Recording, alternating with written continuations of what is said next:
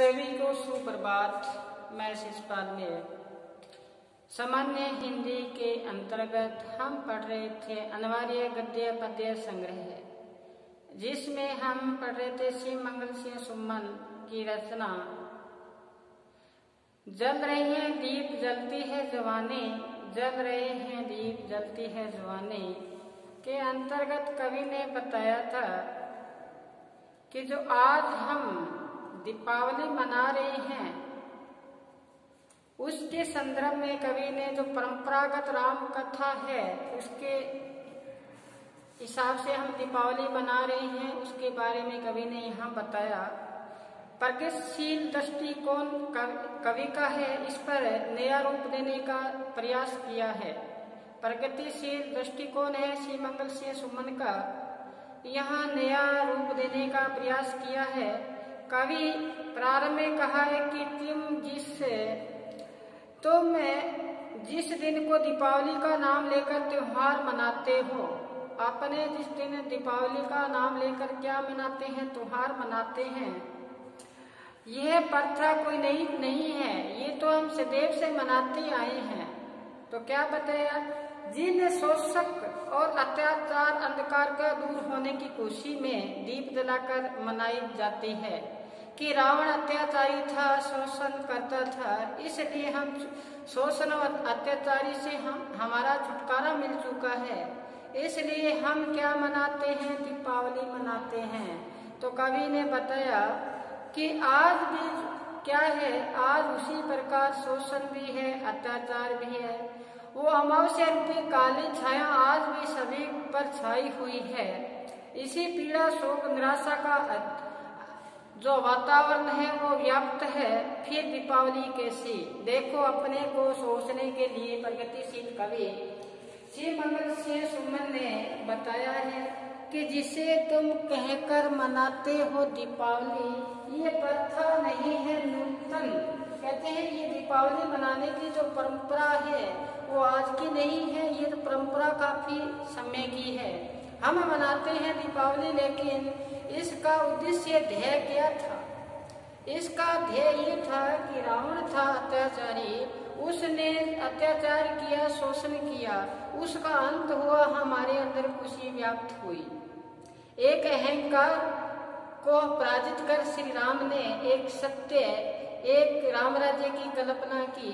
लेकिन कवि आज फिर बताते हैं कि आज हम जिसकी खुशी मनाते हैं, लेकिन अत्याचार शोषण वैसा का वैसे ही है। यही बात यहाँ बताते हैं। जैसे निराला ने कहा था, हमने एक कविता पढ़ी थी, कौन सी थी, वह तोड़ती पत्थर मैंने देखा इलाहाबाद के पथ पर, नहीं कोई छायादार पेड़ जहाँ वो बैठी श्रीकार, गुरु हथौड़ा हाथ लिए बार बार प्रहार करती, सामने तरु मलिका अटलाटिका प्रकार। देखो इस पूंजीपतियों पर व्यंग्य करते हुए कविता है, वह तोड़ती पत्थर। इसी प्रकार ये प्रगतिशील कवि जैसे अनल कवि है रामधरी सिंह दिनकर, उन्होंने कहा। इसी प्रकार श्री मंगल सिंह सुमन जो प्रगतिशील कवि है, उन्होंने दीपावली के माध्यम से एक नई स्थापना की है कि आज हमारे किसानों की जो निर्धनों की जो दुर्दशा की जो स्थिति है उसका चित्रण किया है। क्या किया है कि आज प्रगतिशील की दृष्टि से कभी देखें तो गरीबों की जो दुर्दशा है उसका यथार्थ चित्रण देखें। उनके चेहरे पर कोई किसी प्रकार की खुशी नहीं है, उनके चेहरे पे जो खुशियां झलकनी चाहिए थी उनके गाल चिपके हुए हैं, आंखें हैं वो घोंसले की भांति, एक गटर की भांति बन चुकी है। सिर्फ क्या रहा है, हार्ड मास का ही हार्ड का ही क्या रहा है, अस्थि पंजर रहा है। कहते हैं ना, एक कविता आती है कि वह आता दो टूक करता पछताता, वह आता दो टूक करता पछताता, मुट्ठी बरताने के लिए अपना हाथ फैलाता, पेट पीठ मिलकर है एक। देखो एक एक शब्द इतनी गहराई के साथ है, ध्यान से सुनना। पेट पीठ दोनों मिलकर है एक, रहा लपटिया टेक, मुट्ठी बरताने को हाथ फैलाता है, वह आता। ये भिखारी का चित्रण किया है। इसी प्रकार यहाँ ये शोषण जो भर्ती के जो लोग हैं उनके बारे में यहाँ बताया। उनकी आंखें 10 चुकी है, होठ है जिसमें लालिमा व्याप्त होनी थी वो होठ तो सूख चुकी है। पेड़ को पानी न मिले सूख जाता है, इसी प्रकार यहाँ पानी कौन सा है, यहाँ स्नेह रूपी जो प्रेम पनपना था वो किसी के हृदय के अंदर प्रेम नहीं है, इसलिए उनका हृदय वो सूख चुका है, होठ सूख चुके हैं। और एक उनकी दशा इस प्रकार से होगी जिस प्रकार से दीपक जल रहा हो, वो पतंगा उस पर आता है, लट वो क्या करता है उस पे आके अपने जीवन की आहुति दे देता है, लट उस पे तड़पता है। वही कभी यहाँ आज की जो निर्धन व्यक्ति है किसान वर्ग उसका चित्रण किया दीपावली के माध्यम से। फिर रावण रूपी काल का भी चित्रण किया है। कैसा अंधेरा छाया हुआ है हमारे यहाँ, अत्याचारी का प्रभाव ऐसा है कि सारे भयभीत फिर रहे हैं, किसी को किसी प्रकार की चिंता से ग्रसित है यहाँ। तो ये यहाँ पर बताया। फिर कवि ने आगे क्या बताने का प्रयास किया, हम कविता के माध्यम से आगे लिखने का प्रयास करेंगे, उसको साथ साथ में अपने समझने का प्रयास करें। तो क्या बताया है देखें। शिव मंगल सिंह सुमन, तुम मनाती हो जिसे कहकर दीपावली,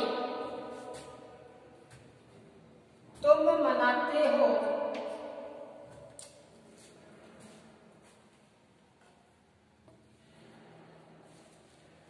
तुम मनाते हो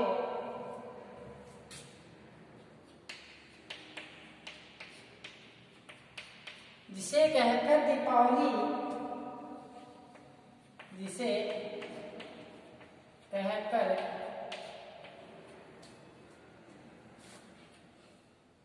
दिवाली, तुम मनाते हो जिसे कहकर दिवाली, यह नहीं कोई, यह नहीं कोई प्रथा नूतन निराली, प्रथा नूतन निराली। कहते हैं कि जो परंपरा आप ये दीपावली मनाते हो ये परंपरा नहीं है। आगे क्या बताया है देखना। आज भी जग में, आज भी जग में, आज भी जग में अम्मा की रात काली, अम्मा की रात काली,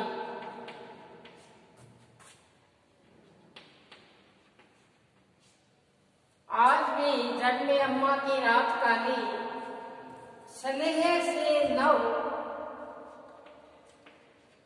स्नेह से नव, मृतिका के पात्र खाली, मृतिका के पात्र खाली। आगे देखिए। आदर्श के गाल चिपके, आदर्श के गाल पिचके,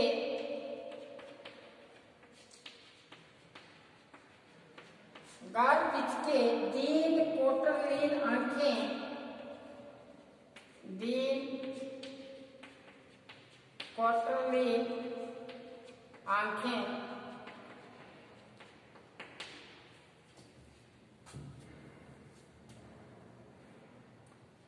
आगे बताए हैं सलभ, सलभ का इससे पतंगा, सलभ बेसुध छटपटाते, बेसुध छटपटाते,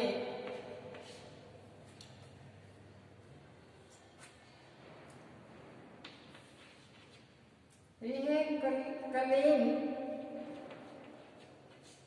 कलीन मन विछिन पांखे, कलीन मन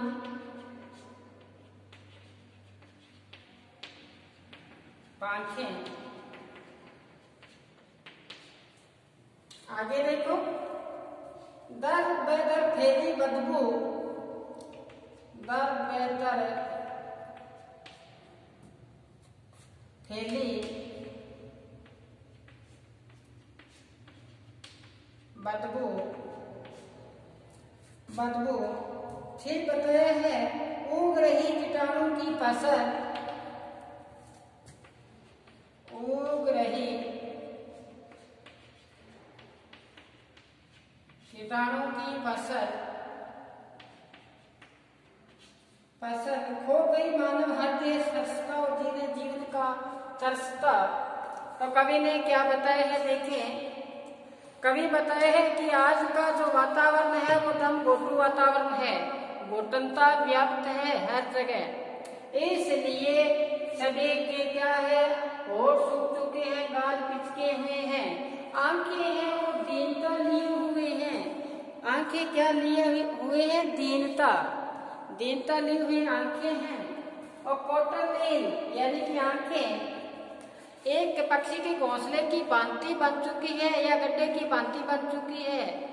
यहाँ के जो शोषित वर्ग है उनकी दशा किस प्रकार से है, कवि ने बताया है कि जिस प्रकार से आकाश में विचरण करने वाला स्वतंत्र पक्षी हो, उसके पंख को काट दिया जाए वो तड़प तड़प कर धरा पर अपने प्राण को न्योछावर कर देता है। इसी प्रकार यहाँ के मानव की दुर्दशा हो रही है। चारों तरफ से बदबू वाला वातावरण व्याप्त हुआ है। बदबू से तात्पर्य है कि किसी के हृदय में स्नेह नहीं उमड़ता। प्रेमी ढूंढत मैं फिरूं, प्रेमी मिले ना कोई, प्रेमी से प्रेमी मिले गुरु भक्ति न हो। तो ये प्रेम करने वाले कोई नहीं है यहाँ पे। वही बात यहाँ बताई है कवि ने, श्रीमंगल सुमन ने। तो क्या बताया है कि चारों तरफ से जो वातावरण है वो दम घोटू वातावरण है, ऐसा यहाँ पर दुखी है। और यहाँ पर स्वच्छंद दारी कोई नहीं है व्यक्ति, सभी का क्या हो रहा है, शोषण से पीड़ित है। तो कवि ने यहाँ लाक्षणिक भाषा का प्रयोग कर समाज में व्याप्त जो निराशा है और उस घुटन का उत्साहहीनता के साथ मार्मिक चित्रण किया है।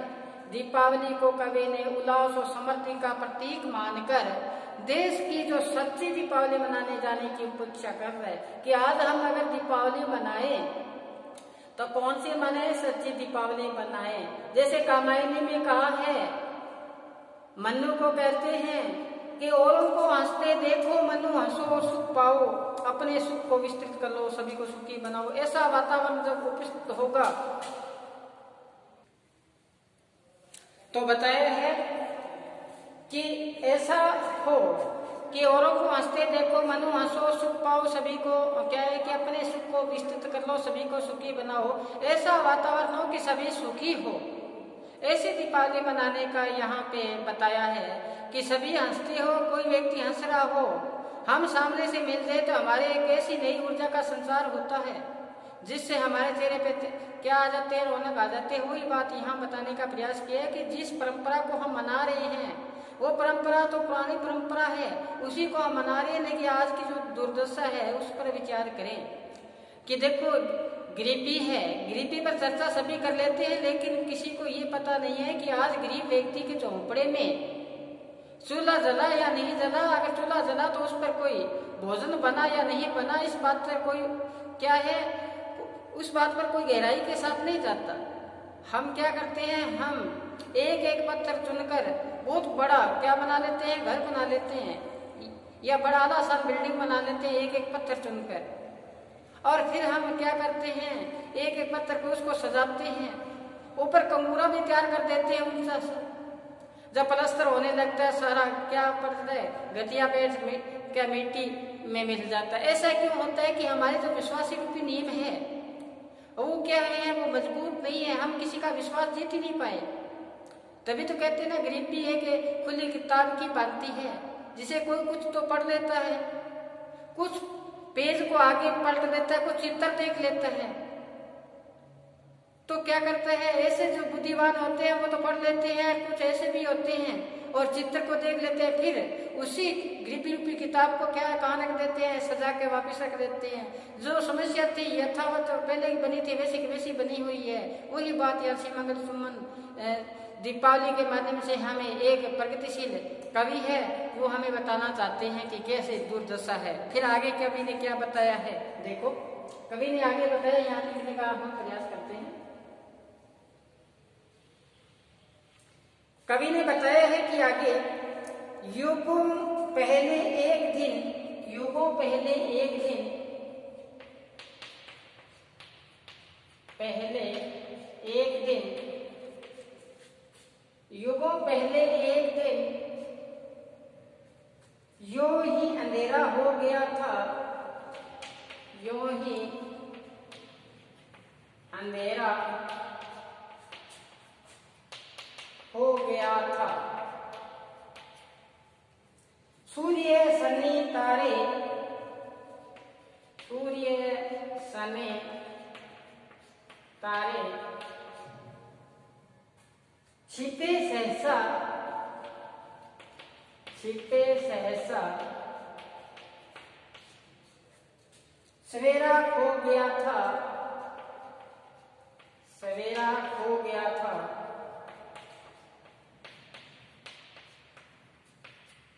फिर बताया है एक काला हाथ, एक काला हाथ, एक काला हाथ उषा की ललाई धो गया था, उषा की ललाई धो गया था।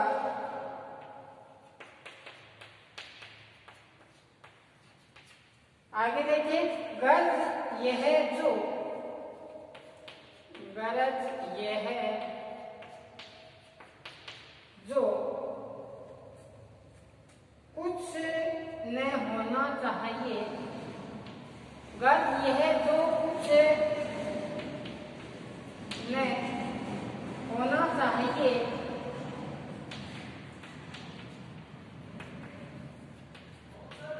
होना चाहिए वह हो गया था, वह हो गया था, वह हो गया था। तो कवि ने यहाँ क्या बताया है, देखो कि युगों पहले एक दिन यूं ही अंधेरा हो गया था, सूर्य सने तारे छिपे सहसा, सवेरा हो गया था, एक काला हाथ उषा की ललाई हो गया था, गर्ज यह जो कुछ होना चाहिए वह हो गया था, गर्ज यह है जो कुछ होना चाहिए वह हो गया था। तो कवि ने यहाँ क्या बताया है, देखिए कवि ने यहाँ बताया है कि पहले भी एक ऐसा समय आया, क्या बताते, कह रहे हैं जिस प्रकार आज हमारा यहाँ निराशा का वातावरण व्याप्त है, दीनता का उत्पीड़न का वातावरण है, इसी प्रकार पहले अत्याचार का अंधकार छाया हुआ था। अत्याचार किसका था, पहले रावण का था। फिर बताते हैं क्रूर रावण ने अपने अत्याचारी की सीमा को भी लांघ दिया था और बताया चारों तरफ आशा की ज्योति दिखाई नहीं देती थी। रावण एक काले या अंधकार के समान था, ऐसा प्रतीक माना जाता है कि रावण है वो अंधकार की भांति काला, या उसका हाथ भी आप भी काला था, समान था, इसलिए सुख शांति, मानव जीवन की सुख शांति को छीन लिया था, कालिमा को ढक लिया था। रावण का जो अंतक था वो क्या बताया, सामाजिक जीवन को अस्त व्यस्त कर दिया था। ये बताया काला हाथ, कवि का यहाँ लाक्षणिक बताया है, एक काला हाथ है, यानी कि लाक्षणिक अर्थ है यहाँ पे कि पहले भी एक ऐसा हुआ दीपावली से पहले, जैसे रावण का वध नहीं हुआ उससे पहले की बात बताई है। तो बताया ऐसा समय आया था कि रावण ने अत्याचार किया था, शोषण व्याप्त था, जैसे आज भी है उससे समय भी था। तो कवि ने यहाँ काला हाथ रावण के अन्याय उत्पीड़न का यहाँ प्रतीक है उसी, और यहाँ जो उषा का जो है एक है कि अंधकार में ज्योति प्रकाशमान होना की आशा की किरण उसके लिए आया है। तो आगे फिर देखें आगे क्या बताया है, एक बार अपने रजिस्टर में उतारे फिर चलते हैं आगे। आगे क्या बताया है, देखें आगे बताया है कि दौर नव कृषि सभ्यता का, दौर नव कृषि सभ्यता का राम, सभ्यता का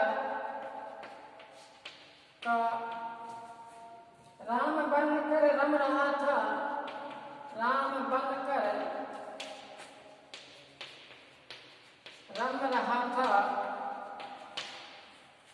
कारवां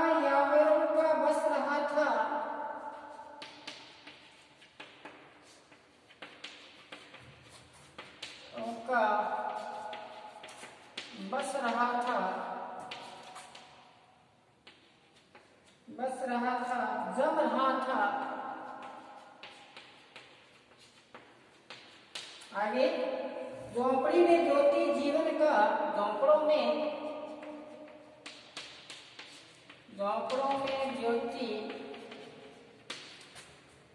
जीवन का प्रदीप जला गई थी। जीवन का प्रदीप जला गई थी।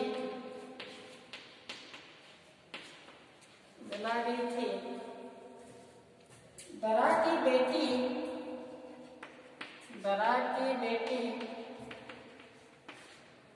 की बेटी मनुष्य की व्याहुता,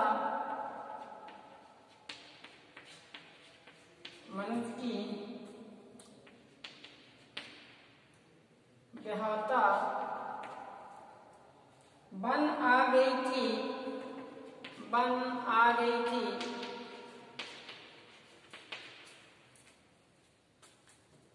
अब आगे देखो क्या है, बन आ गई थी। यावत का अर्थ होता है जो घुमक्कड़ हो, घूमने रहने की जो प्रवृत्ति वाले इंसान। कारवा का अर्थ होता है यात्री। तो यहाँ कवि ने बताया है कृषि सभ्यता युग को यहाँ स्थापित किया है, उसके बारे में बताया है। कवि बताता है कि राम युग कृषि सभ्यता का युग था। जब राम युग आया तो उसमें कृषि सभ्यता का युग था। राम कृषक समाज के क्या थे, आराध्य थे। और फिर बताया है कि आर्य जन भ्रमण पूर्ण कर त्याग कर, जो आर्य लोग थे उन्होंने भ्रमण करना त्याग किया था। एक जगह ठहर कर क्या की खेती करना प्रारंभ कर दिया था, यानी कि स्थायी बसने लग गए थे, कृषि करने लग गए थे। फिर आगे बताया कि मानव यात्री जीवन त्याग कर एक कुटी बनाकर रहने लगे, यानी कुटिया बनाकर रहने लगे। और एक जगह रहने राम धरती की पुत्री व्याहुता बनाकर घर लाए थे। धरती की पुत्री सीता को के लिए आया है। एक अर्थ इसका ये होता है कि जैसे ही किसानों ने कार्य प्रारंभ किया, आर्यों ने, तो फसल हुई, घर में क्या आई, खुशी आई, लक्ष्मी आई। ये भी अर्थ बनेगा इसका। इसी प्रकार मानव धरती अपना घनिष्ठ संबंध स्थापित किया था। मानव और धरती ने एक सुंदर संबंध स्थापित कर लिया। धरती की पुत्री यानी कि फसल उसके घर में सुखदायक स्थान प्राप्त कर चुकी थी। अब यही परिश्रम करने वालों की जो सभ्यता थी उसके बारे में यहाँ बताया है। तो कवि ने यहाँ कवि की इस मान्यता है कि आर्य लोग ही बाहर पर बसे थे। ये मुख्य बात ये है कि श्री मंगल सिंह सुमन कहना चाहते हैं कि आर्य लोग ही यहाँ भारत में आकर बसे थे। यावेरी जो संस्कृति के जो लोग थे, राम के समय में उन्हें कृषि को अपनाकर एक स्थान पर स्थायी रूप से कृषि करने का प्रारंभ किया था। आज बस हम इतना ही पढ़ेंगे। घर पर रहें, सुरक्षित रहें। और कल यानी 18 जनवरी से महाविद्यालय बीए जो फाइनल है, बीए फाइनल की क्लासें शुरू होगी। फर्स्ट ईयर सेकेंड ईयर की नहीं। घर पर रहें, सुरक्षित रहें, पढ़ते रहें और उचित दूरी जो निर्धारित है उसको बनाए रखें। समय कुछ अनुकूल नहीं है, प्रतिकूलता है जहाँ भी, उसको सावधान रखते हुए अपने आप को सुरक्षित रखें। धन्यवाद।